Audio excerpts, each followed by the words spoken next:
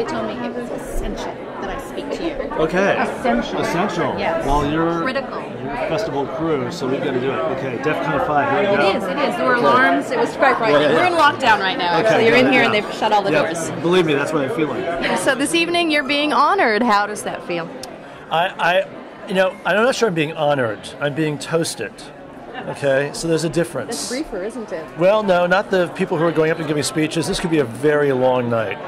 Yeah. It's not. It doesn't wander into the world of roast.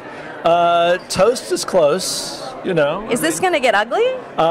There's some people who are clearly here for some payback. You have a very special role in this evening's festivities. You want to tell us about it? I am hosting this evening. I'm the MC for the night. It's the first time I've ever done anything like that. And I'm sort of terrified that I'm going to make a fool of myself and everyone else in the room, but we'll see. I tried to prepare something, but in some ways it so depends on what everybody else says, and so I'm just gonna see what I feel like saying when the moment actually arrives. I love this festival. I mean, I usually try and spend as much time here as I can.